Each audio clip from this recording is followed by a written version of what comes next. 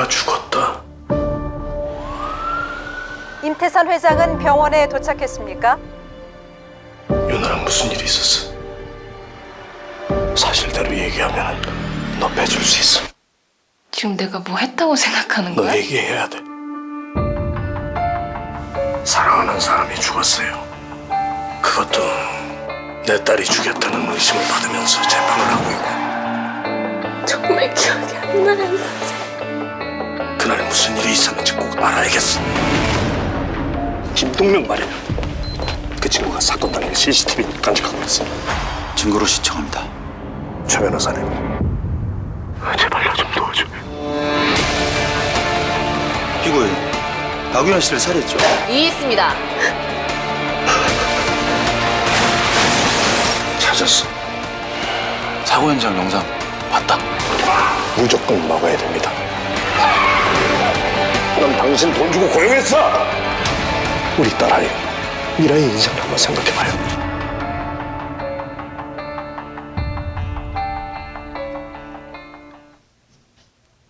네, 오늘 이야기를 나눠볼 문화 속 법률 영화는 바로 최민식, 박신혜 주연의 영화 침묵입니다. 2017년에 개봉을 한 영화고요. 범죄 스릴러 뒤에 숨은 진한 부성애를 느낄 수 있는 그런 영화인데 연기파 배우들이 굉장히 많이 출연을 하죠. 최민식 배우, 박신혜 배우, 이한희 씨, 유준열 씨 등 굉장히 많은 연기파 배우들이 출연을 합니다. 자, 두 분은 이 영화 보셨을까요? 저는 못 봤습니다. 간단하게 네. 못 봤습니다. 알겠습니다. 더 이상 여쭤보지 말까요? 아닙니다. 이제 저는 못 봤는데 네. 이제 그 내용을 보니까 뭐 재벌이죠. 최민식 씨가 보니까 재벌로 나오시는 것 같고. 간단히 요약본을 네. 보고 오셨군요. 최민식 씨가 재벌로 나오고 그다음에 아까 뭐 약혼녀가 죽었다고 하는데 맞아요. 그 약혼녀가 이한희 씨 씨고. 같고 예. 그리고 딸이 이제 유일한 용의자가 돼가지고 법정에 서는 영화라고 들어 알고 있습니다. 네, 네. 오늘 이 영화에 대해서 이야기를 할 거고요. 네, 네, 네. 또 최승호 변호사님은 보셨을 것 같아요. 네, 저는 봤죠. 예. 저는 너무 네네. 재밌게 봤는데 최민식 씨 연기하는 내용, 류준열 씨 또 이렇게 연기하는 내용들이 되게 좀 재밌었던 것 같아요. 그리고 계속 이 사람이 진범인가 막 이렇게 생각하다 마지막에 또 반전이 있지 않습니까? 맞아요. 그런 부분이 되게 재밌었던 것 같습니다. 네, 저도 저희 이 영화를 한다고 해서 급하게 보고 왔습니다.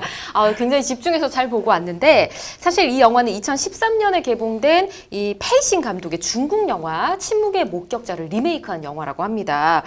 이 작품을 리메이크한 정지우 감독은 이 최민식 씨와 해피엔드 이후에 18년 만에 만난 것이라고 하는데 그러니까 중국 영화죠. 침묵의 목격자에서는 검사, 변호사 그리고 재벌인 용의자, 아버지 시점을 넘어가면서 이렇게 영화를 표현을 했는데 우리 한국 영화 침묵에서는 최민식 씨를 중심으로 사건을 좀 진행을 한다는 좀 차이점이 있다고 하고요. 저희는 이제 법정에서 많은 장면들이 이제 진행되는 이 영화 침묵을 법률적으로 좀 이야기를 해보도록 하겠습니다.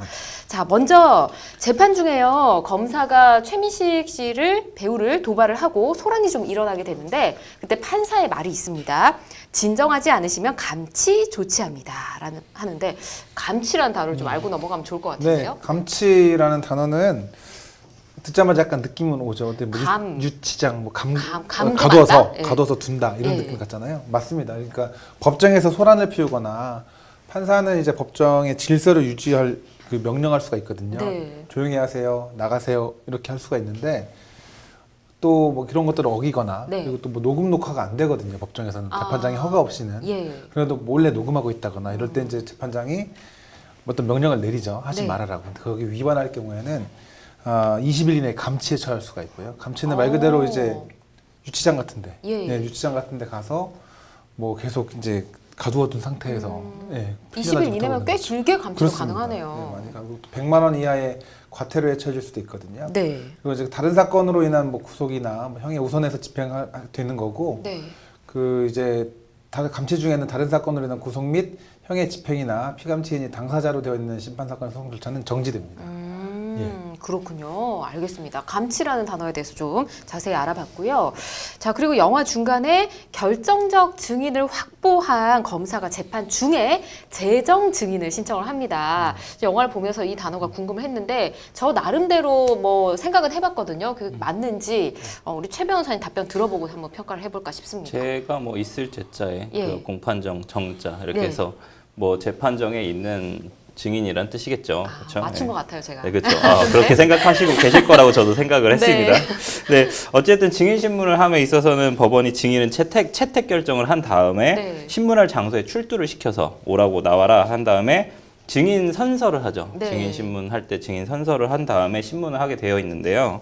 증인으로서 출두시킬 때 법원에서 소환장을 발부해서 출두를 명하는 게 보통이죠. 네. 뭐 증인 소환장 일반적으로 많이들 받아보셨을 수도 있고요. 왜냐하면 내가 참고인으로 어쨌든 조사 좀 다 하겠다. 미리 신청을 하는 거죠. 그렇죠, 네. 그렇죠. 그래서 형사소송법 제 154조에 증인이 임의로 법원의 군에 있는 때에는 소환을 하지 않고 신문할 수 있다. 이게 재정 증인에 대한 규정이거든요. 네. 그래서 그 공판정 안에 있는 경우에 어쨌든 신청을 할 수 있습니다. 즉시. 즉시적으로 즉시? 신청하면 이제 판사가 그 부분에 대해서 오케이 뭐 허가한다거나 아니면 뭐 불허가한다거나 이렇게 할 수 있겠죠. 그래서 이런 제도를 재정 증인이라고 하는데 영화 결백 같은 데에서도 재정 증인 신청하는 장면이 나옵니다. 근데 네.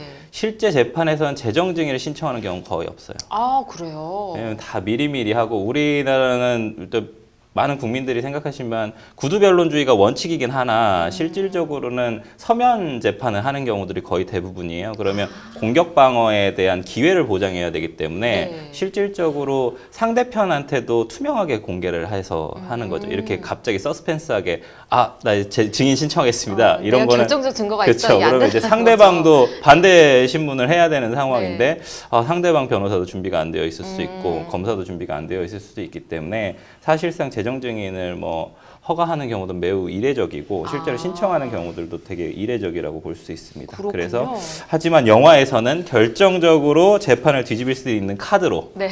재정 증인 제도를 이용하고 있죠. 그렇군요. 아, 이게 현실에서는 좀 보기 힘든 경우다라는 네, 건데 이 영화에서는 제 기억에 한 2번 정도 나왔던 네. 것 같습니다.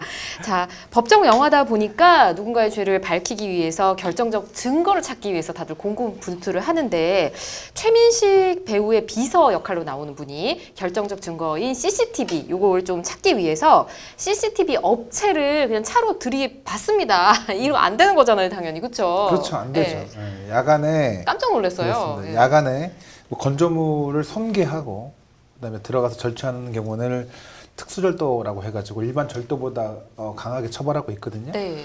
요 사안 같은 경우가 전형적인 거죠. 뭐 차로 건조물을 네. 충격해서 문이 손괴했고 잠겨 있으니까 차로 아예 그다음에 들이받아가지고. CCTV 영상 그 파일이라고 해서 뭐 USB가 될지 모르겠지만 그거를 굉장한 USB가 있었습니다. 그거를 네. 갖다 가지고 온 건 절취가 되는 거기 때문에 예. 특수절도죄로 처벌할 수 있습니다. 그렇군요. 알겠습니다. 자, 근데 여기서 멈추지 않고요. 그 사건 현장에 우연히 또 변호사인 박신혜 배우가 있었습니다. 그래서 차로 인해 박살난 가게에 들어가서 거기 뭐 메모리 카드, USB 이런 게 들어있는 가방을 들고 오게 되거든요. 저도 이거 보면서 저 가져가도 되나라는 생각을 하긴 했었는데 영화니까. 근데 그 들고 온 하드 속 영상들을 보면서 박신혜가 같이 살고 있는 친구가 다 손상된 영상까지 다 복구를 하게 되거든요. 이것도 불법이죠.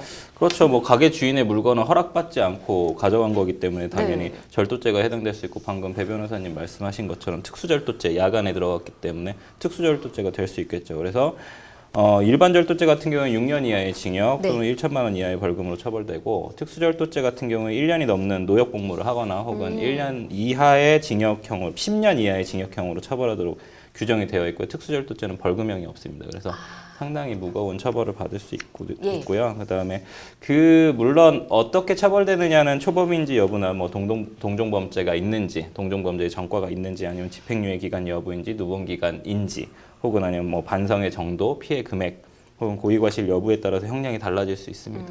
그렇군요.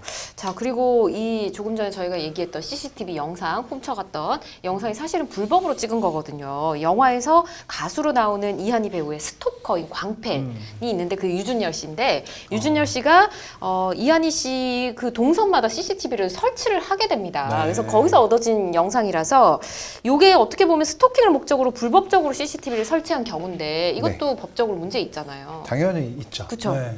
개인정보보호법에서는 이제 CCTV 설치 운영에 관한 기준을 정하고 있어요. 네. 그러니까 뭐 여러 가지 이제 조건이 있는데 법령에서 허용하고 있는 경우, 그다음에 범죄 예방 및 수사를 위해 필요한 경우, 시설 안전 및 화재 예방을 위해서 필요한 경우, 교통 단속을 위해서 필요한 경우, 그리고 교통정보 수집 분석 및 제공 후에 필요한 경우에 한해서만 공개된 장소에 설치할 수가 있고 네. 그렇지 않으면 할 수가 없거든요. 근데 요거 같은 경우는 류준열 씨 같은 경우는 CCTV 목적이지 아니 네. 이제 스토킹 목적이었지 이런 본인 너무 예, 광팬이라서. 각공 사유에 해당하지 않기 때문에 당연히 위법한 게 되는 거고요. 예. 그리고 이런 경우에 이제 사전 고지 없이 설치한 경우에는 5천만 원 이하의 과태료가 부과될 수 있습니다. 그렇군요. 네. 알겠습니다. 자, 요 부분에 대해서도 알아봤고요. 자, 그러면 이 영화의 핵심이자 어떻게 보면 영화 스포일러가 될 수 있는 부분을 저희가 좀 짚어봐야 될 것 같습니다. 자신의 연인의 유력한 살해 용의자에 오른 딸을 좀 구하기 위해서 아버지인 이 최민식 씨가 증거를 조작하고 자신이 아닌데 살인자가 되어버리잖아요. 이해 가능한 건지 모르겠어요. 실제로 그런 경우들이 많이 있죠. 그래서 그래요? 법조문에 들어와 있는 경우들도 있고요. 오. 저는 아까 말씀하셨던 CCTV도 있었습니다. 스토킹 하려고 CCTV를 네. 방 안에 침입해가지고 설치를 설치를 했는데 해놨는데? 다른 재판에 사용하는 경우들도 그게 있고요. 결정적 증거가 되고요. 네, 뭐 상당히 그게 없을 것 같은데 있는 경우들이 있습니다. 그래서 그렇군요. 이런 범인은닉죄에 당연히 해당될 수 있고요. 범인은닉죄는 벌금 이상의 형에 해당하는 죄를 범한 자가 은닉 또는 도피할 수 있도록 도와줌으로써 성립이 되는 범죄인데, 은닉이라 하면 체포 또는 발견을 면탈할 수 있도록 장소를 제공하는 것을 의미하고, 도피라 하면 은닉 이외의 다양한 방법으로 발견 및 체포를 방해하는 행위를 뜻합니다. 네. 근데 이제 뭐 친족 또는 동거의 가족이 범인인닉죄를 범하였을 때에는 그때는 처벌을 하지 않습니다. 형법 151조 제2항이거든요. 네. 지금 화면에도 나오지만, 그래서 친족이지 않습니까? 그렇죠. 아버님 최민식 씨가 친족이기 때문에 실제로는 처벌이 되지 않죠. 그리고 되게 또 이 조항 범인인닉죄에서 가장 주목할 부분은 벌금 이상의 형이어야 된다라는 부분입니다. 벌금 이상의 형. 그렇죠. 예. 뭐 만약에 뭐 기소유예나 이런 건 안 되겠죠. 그러니까 벌금 이상의 형을 뭐 법정형에서 정했을 때 그 부분에 대해서만 처벌을 하게 되어 있고, 네. 선택형으로 벌금형보다 낮은 뭐 구류나 과태료가 함께 규정되어 있는 경우에는 뭐 범인은닉죄가 해당되지 않을 수 있죠. 그러니까 범인은닉죄를 처벌한다는 얘기입니다. 친족이라 그렇군요. 하더라도. 친족이라 하더라도. 네네. 그렇군요. 자, 그리고 저희가 증거 조작에 대해서도 좀 짚어보도록 하겠습니다. 굉장히 스케일이 큰 증거 조작을 했다고 볼 수 있을 것 같아요. 이 영화에서는요. 그렇죠? 증거 네. 조작은 법적으로 어떤 문제가 있을까요? 이제 두 가지 죄가 문제가 돼요. 예. 하나는 이제 증거인멸이라고 많이 들어보셨잖아요. 예. 증거인멸죄 하나하고 또 공무집행 방해가 있는데, 네. 공무집행 방해 중에 위계에 의한 공무집행 방해, 두 가지가 문제가 되는데요. 네. 그러니까 타인의 형사사건에 관한 증거를 인멸하거나 없애거나 은닉하거나 숨기거나 위조하거나 변조, 바꾸거나 네. 이런 것들은 전부 다 증거인멸죄로 처벌받을 수가 있고요. 다만 이것도 이제 친족인 경우에는 처벌하지 않거든요.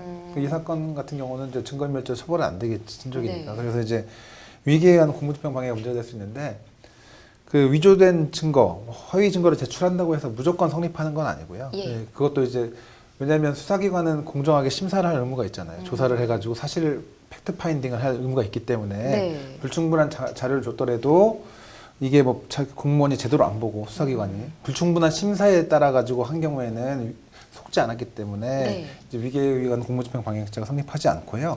이제 충분히 수사를 했어요, 충실하게. 근데 이게 허위가인지 아닌지 발견할 수가 없어가지고 예. 그 정도가 된 경우에는 위계에 의한 공무집행 방해가 성립을 하거든요. 네. 이런 경우가 그런 경우라고 생각을 할 수가 있을 것 같습니다. 그렇군요. 네, 그래서 이거는 처벌받을 수 있을 것 같아요. 그렇군요. 알겠습니다. 뭐 그 이후까지 증거 조작에 대한 처벌까지는 영화가 나오진 않았지만 어쨌든 그것도 알아두시면 도움이 되실 것 같고요. 사실 이 영화는 CCTV 영상을 굉장히 유력한 증거물로 보고 이제 결론을 내게 되는데, 어떻게 저희 두 분도 전문가시고 저희가 뭐 영화 속에서 이런 법률적인 문제를 따지다 보니까 그렇게 생각하면 좀 허점들이 좀 있지 않았나 생각이 드는 부분도 있었습니다. 어쨌든 법률적으로 이렇게 영화 속 오게티 현실적으로 짚어보는 재미도 있으니까요. 법률로 재미있게 풀어보고 싶은 영화나 문학 작품 등이 있으시다면 저희 법률방송 홈페이지에 남겨주시기 바랍니다. 변호사님들과 함께 재미있게 재해석을 해보도록 할게요. 여러분께서는 지금 생방송 법률상담 함께하고 계십니다.